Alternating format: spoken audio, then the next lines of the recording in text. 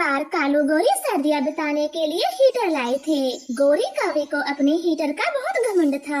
पति जी, हम पैसे खर्च करके अपने आप को गर्म रखते हैं और इनको देखो कैसे फ्री की आग जलाकर बैठे हैं। हाँ गोरी, और इसका बिल भी तो नहीं आता। हम तो लुट गए हीटर लाके। नहीं नहीं कालू, मैं इनको फ्री में पंख नहीं सेकने दूंगी। अभी मजा चखा के आती हूँ, आप देखें। ऐसे कहकर गोरी कभी पानी का मटका उठाती है और उड़ते हुए चिड़िया की आग पर डाल देती है। गोरी, क्या कर दिया आपने? हमारी आग क्यों बुझा दी? मैंने जानबूझकर थोड़े न किया है। मैं तो रास्ते से पानी लेकर जा रही थी, मुझे क्या पता था तुम सब घर के बाहर आग जलाकर बैठे हो। ऐसे हंसते हुए गोरी कभी वहाँ से चली जाती है। ये गोरी की बच्ची सब जानबूझकर करती है। इतनी ठंड में हमारी आग बुझा दी, भला ऐसा कोई करता है? कोई बात नहीं कबूतर भैया, गलती से हो गया होगा। आप जंगल से सूखी लकड़ियाँ ले आए, मैं इंसानों की बस्ती से आग लेकर आती हूँ। आप छोड़े वो सब, हम फिर से आग जलाएंगे।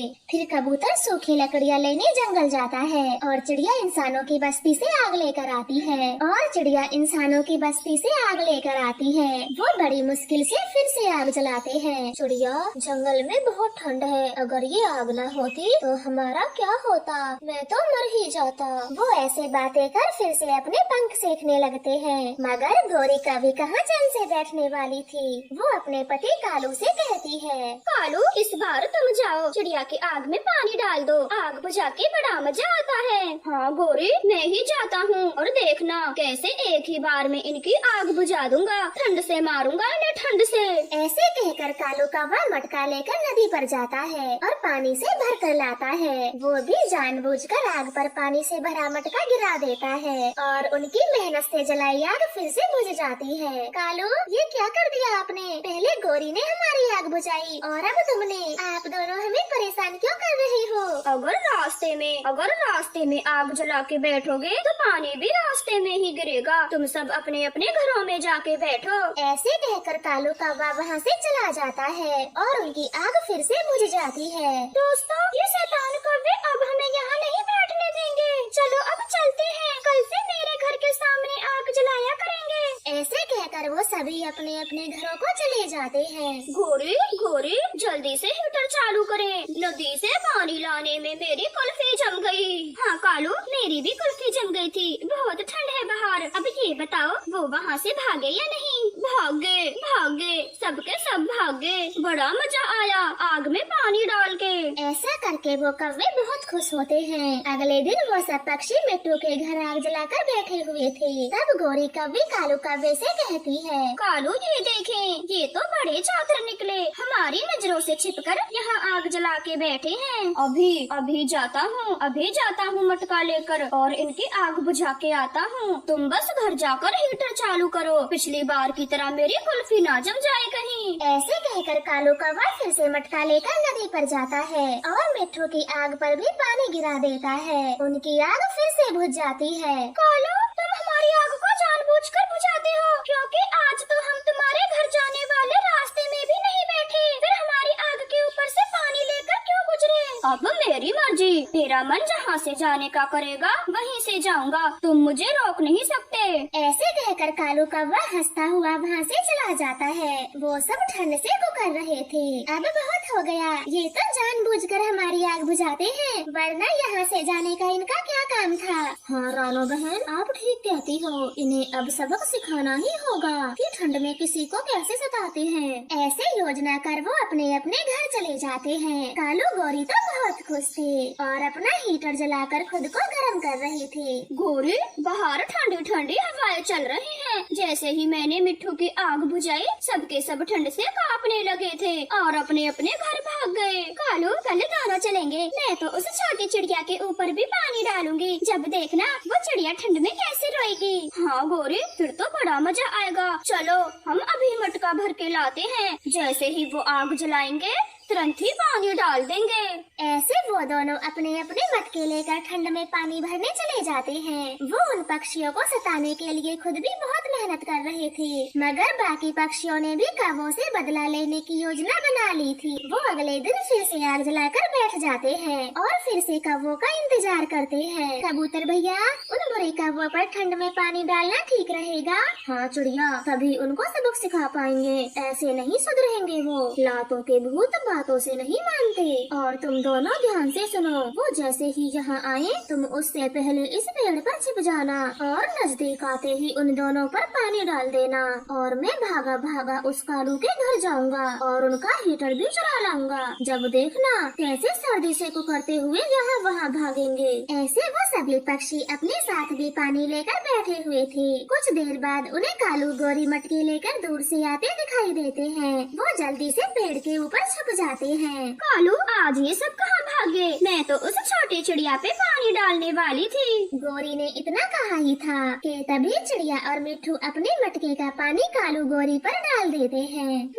गोरी मुझे भिगोना चाहती थी, अब आया ना मजा खुद भीज कर। ये सब तुमने क्या किया? ठंड में हमारे ऊपर पानी क्यों डाल दिया?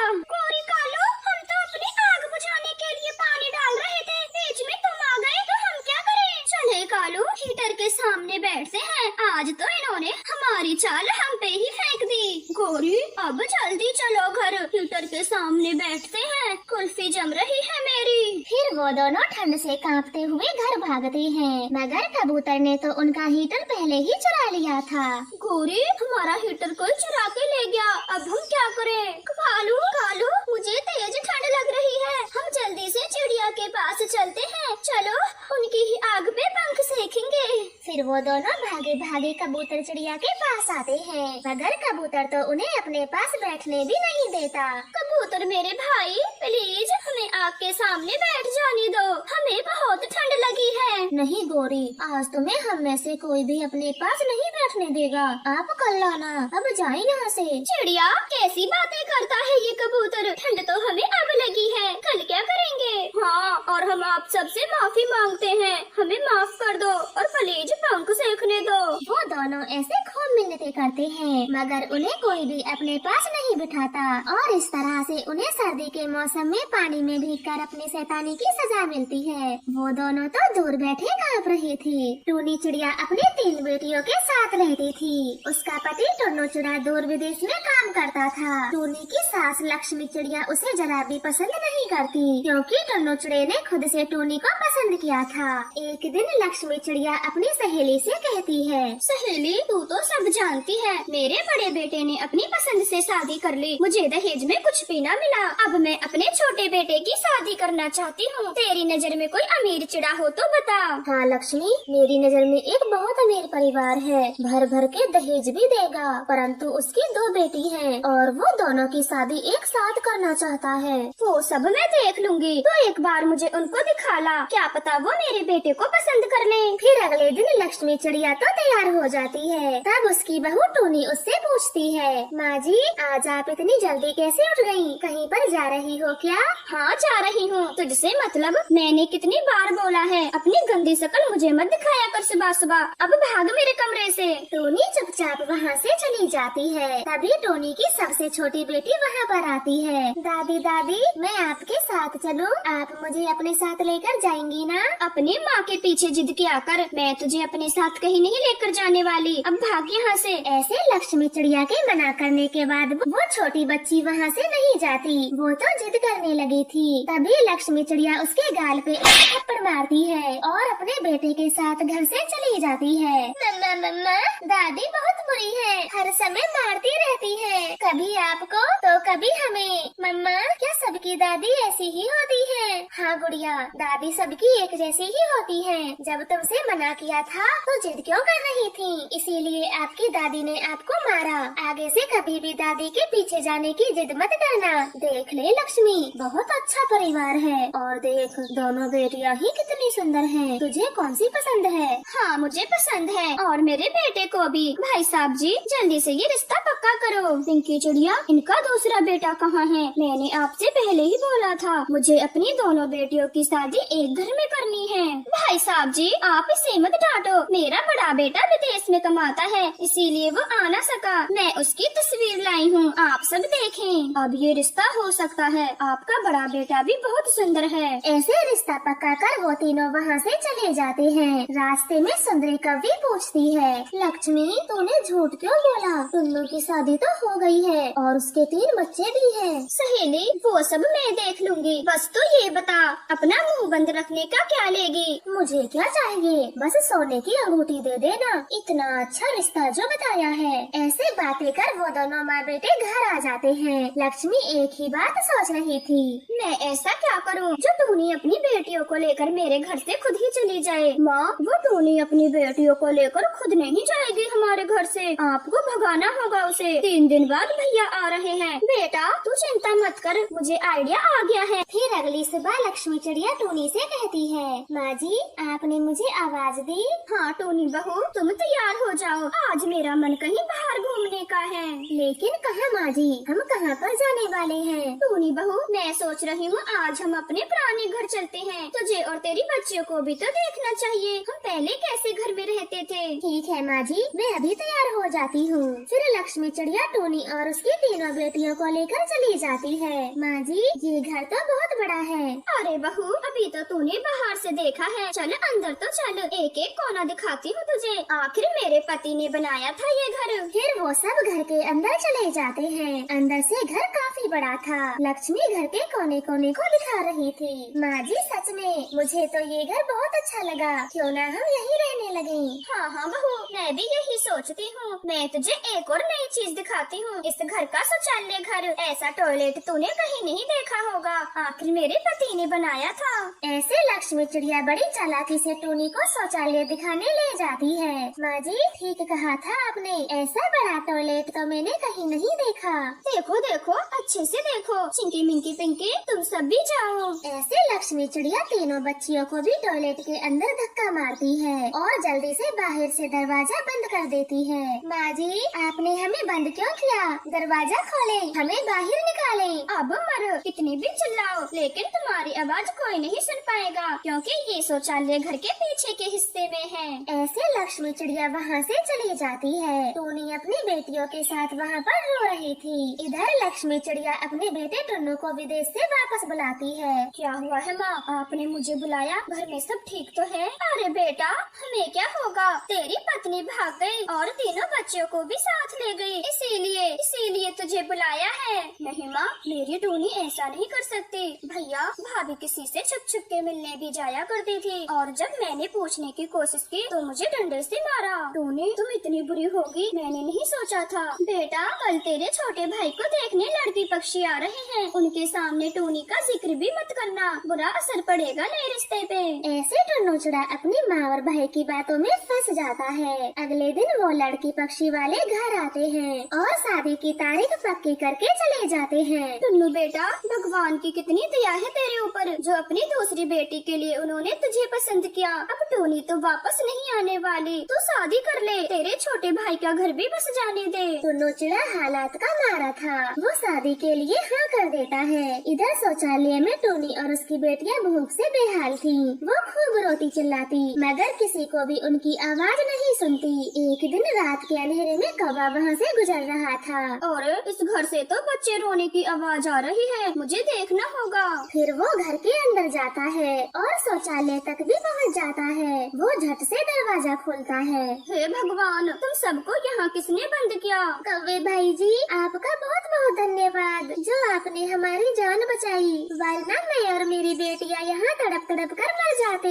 ऐसे कौवे का धन्यवाद कर टूनी चिड़िया वहाँ से चली जाती है और टुन्नू चिड़े को सब बता देती है। लक्ष्मी चिड़िया तो शर्म से मरी जा रही थी। अरे टूनी बहू कहाँ चली गई थी, और मुझे ये अपलक्षण क्यों लगा रही है? बस माँ बस, मुझे तुम्हें अपनी माँ कहने में भी शर्म आती है। अब से मेरा तुम दोनों से कोई रिश्ता नहीं, मेरे लिए तुम दोनों मर गए। ये बोलकर टुन्नू हमेशा हमेशा के लिए विदेश चला जाता है। वो अपनी पत्नी और बेटियों को भी साथ ले जाता है। अब तो लक्ष्मी चिड़िया के बारे में सबको पता चल गया था और कोई भी बाप अपनी बेटी की शादी उसके बेटे से नहीं करता और वो तो जिंदगी भर कुंवारा ही रहता है। इस तरह से उन्हें अपनी करनी की सजा मिलती है। आपका धन्यवाद। वो छोटी छोटी चिड़िया जंगल में अभी नई नई आई थी, उसे कुछ भी मालूमात नहीं था वो अपना घोंसला कहाँ बनाए। और तभी वो एक कबूतर से पूछती है, कबूतर जी क्या मैं अपना घोंसला उस सामने वाले पेड़ पर बना लूं? मैं यहाँ किसी को नहीं जानती, इसलिए आपसे पूछ रही हूँ। क्या उस घने जामुन के पेड़ पर? बना लो वहाँ किसी पक्षी का बसेरा नहीं है, तुम खुशी खुशी वहाँ रह सकती हो। ऐसे बोलकर कबूतर वहाँ से चला जाता है और छोटी चिड़िया पूरा दिन अपना घोंसला बनाती है। चलो मेरा घोंसला तो पूरा बन गया, अब अपने लिए दाना खोजने जाती हूँ। मैंने सुबह से कुछ नहीं खाया। फिर छोटी चिड़िया अपने लिए भोजन लेने जाती है। ठीक चिड़िया के पेड़ के पास कौवे का भी घोंसला था, लेकिन वो तो बुरे पक्षी थे, किसी को देखकर खुश नहीं होते। कालू देखे तो किसी पक्षी ने नया घोंसला बनाया है इस पेड़ पे, वो भी हमसे पूछे बिना। आने दो उस पक्षी को, मार मार के नहीं भगाया तो मेरा नाम भी कालू नहीं। फिर वे दोनों चिड़िया के आने का इंतजार करते हैं। थोड़ी देर बाद चिड़िया भी भोजन लेकर आती है और कौवे उसके पास जाते हैं। छोटी चिड़िया तो तुमने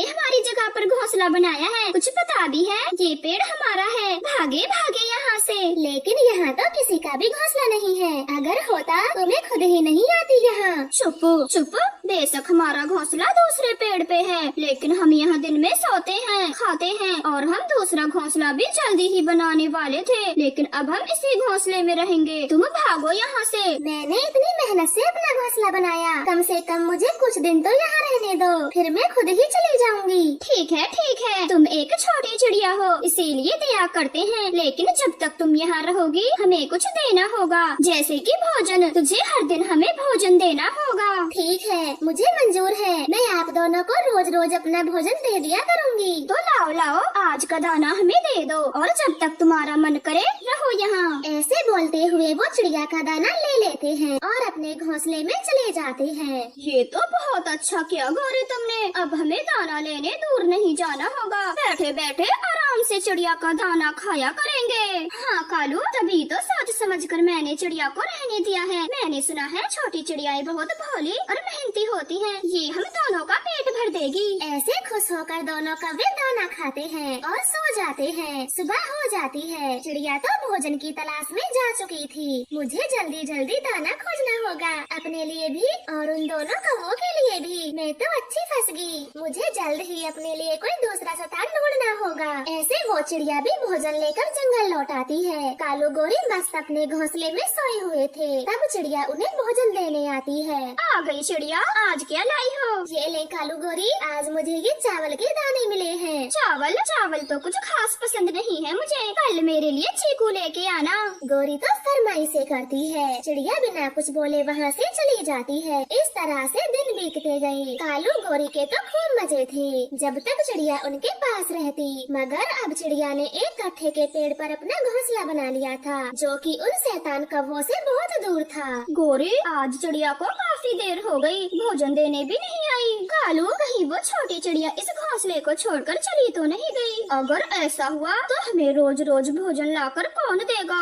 नहीं, उस चिड़िया को यहीं आना होगा, वो इसी घोंसले में रहेगी। मैं जाकर ढूंढता हूँ उसे। कालू, मैं भी साथ चलती हूँ, आखिर हमारे पेट भरने का सवाल है। फिर वो दोनों कौवे चिड़िया को ढूंढने चले जाते हैं। चिड़िया अपने नए घोंसले में बैठी दाना खा रही थी, जब कौवे भी वहाँ पर पहुँच जाते हैं और चिड़िया से बोलते हैं, चिड़िया तुम यहाँ कब आ गई? तुम्हारे बिना हमारा मन नहीं लग रहा, चलो वापस वहीं चलो। नहीं, जंगल तो मुझे भी बहुत पसंद आया, लेकिन वो आप दोनों का पेड़ था। आप दिन में वहाँ पर सोते थे, साथ साथ खाते थे, तो मैं ज्यादा दिन वहाँ कैसे रुक सकती थी, इसलिए मैंने अपना घोंसला यहाँ बना लिया। चिड़िया तुम वापस चलो, तुम्हारे बिना सब सूना सूना है, और वो घोंसला भी तुमने कितनी मेहनत से बनाया था, जो कि अब खाली पड़ा है। हाँ, मैंने मेहनत से तो बनाया था, लेकिन अब मैंने वो तुम दोनों के लिए छोड़ दिया है, और अब मैं यहीं रहूंगी। आप दोनों उस घोंसले में आराम किया करना। ऐसे चिड़िया के बार बार मना करने पर कालू गोरी वहाँ से चले जाते हैं। बुरे कौवों, मैं सब जानती हूँ। मुझे वापस इसलिए बुलाना चाहते हो ताकि मैं तुम दोनों का पेट भर सकूँ और तुम थाली बैठे बैठे मेरा भोजन खाते रहो। कालू, अब खुद से ही दाना ढूंढ के लाना होगा। वो चातर चिड़िया तो चली गई। गोरी, मैं नहीं रहने दूंगा, नहीं रहने दूंगा। उस छोटी चिड़िया को यहीं आना होगा यहीं। फिर दोनों कौवे छुपकर चिड़िया पर नजर रखते हैं। जैसे ही चिड़िया भोजन लेने जाती है तो कालू कौवा चिड़िया का घोंसला तोड़ जाता है। बेचारी चिड़िया तो दुखी होती है और दोबारा से घोंसला बनाती है। अब तो वो कौवे लगातार ऐसा ही करने लगे थे। क्या हुआ है छोटी चिड़िया, तुम परेशान दिख रही हो? हाँ गोरी, कोई शैतान पक्षी मेरा हर दिन घोंसला तोड़ जाता है। मैं जब दाना लेकर लौटती हूँ तो ऐसा ही बड़ा मिलता है। अब तो मैं घोंसला बना बना कर थक भी गई हूँ। इसीलिए कहती हूँ चिड़िया, तुम हमारे साथ उसी पेड़ पर रह लो। वहाँ किसी पक्षी की इतनी मजाल नहीं कि हमारे होते हुए तुम्हारा घोंसला तोड़ जाए। नहीं, मैं भी देखूंगी उस शैतान को, वो कब तक मेरा घोंसला तोड़ता है। गोरी कौवी वहाँ से चली जाती है। चिड़िया अपना घोंसला फिर से बनाती है। अगले दिन चिड़िया सोचती है, मैं आज छुप कर देखूंगी कौन है वो जो हर दिन मेरा घोंसला तोड़ के जाता है। मेरी तो किसी से लड़ाई भी नहीं है, फिर कौन मेरे साथ ऐसा करता है। फिर चिड़िया थोड़ी दूर छुप जाती है। वहाँ तेजी से उड़ता हुआ कालू कौवा आता है और घोंसला तोड़ के चला जाता है। चिड़िया तो हैरान थी। अच्छा, तो घोंसला ये कौवे तोड़ के जाते हैं ताकि मैं परेशान होकर इनके पेड़ पर रहने लगूं और इन दोनों निठल्लों को भोजन देती रहूं। मुझे यहाँ से जाना होगा, इस जंगल को भी छोड़ के जाना होगा। अब मैं कहाँ जाऊँ? बेचारी चिड़िया तो रोने लग जाती है। उसे रोते देख मिट्ठू तोता उससे पूछता है, चिड़िया, आप क्यों रो रही हो? मेरा नाम मिट्ठू तोता है। मैं एक अच्छा पक्षी हूँ। क्या पता मैं आपकी कुछ मदद कर सकूँ, बताइए। फिर छोटी चिड़िया उस तोते को कौवों की सारी बातें बता देती है। हाँ, वो कौवे तो बहुत बुरे हैं, लेकिन आप क्यों चाहती हो? अच्छे पक्षी से मुझे दोस्ती करना बहुत पसंद है। क्या आज से हम दोनों पक्के दोस्त बन सकते हैं? मिट्ठू तोते, आप भी बहुत अच्छे पक्षी हो और मेरे दोस्त भी, लेकिन मुझे यहाँ से जाना होगा। वो कौवे मेरा हर दिन घोंसला तोड़ देते हैं। नहीं नहीं, आप कहीं नहीं जाओगी। मैं आपके लिए लकड़ी का घर बनाऊंगा। फिर वो कौवे चाहकर भी कुछ नहीं कर पाएंगे। मैंने भी अपना घर लकड़ी का बना रखा है, वो बहुत मजबूत है। फिर मिट्ठू तोता चिड़िया के साथ लकड़ी लाता है और उसका घर भी बनवाता है और 10-12 दिन में लकड़ी का घर पूरा बन जाता है। दोस्त मिट्ठू, आप सच में बहुत अच्छे पक्षी हो। अब मैं यहाँ से कभी नहीं जाऊंगी। चिड़िया चिड़िया, मेरा लकड़ी का घर भी उस अमरूद के पेड़ पे है। जब भी कोई मदद चाहिए तो आना। गोरी, अब कुछ नहीं हो सका। छोटी कमजोर चिड़िया ने लकड़ी का मजबूत घर बना लिया। उसे तोड़ने में तो मेरी चांच ही टूट जाएगी। कालू, मैं तो दाना लेने नहीं जाऊंगी, तुम्हें ही जाना पड़ेगा। अब जाओ जाओ, बहुत तोड़ लिया चिड़िया का घोंसला। अब कोई मीठा फल लेके आओ।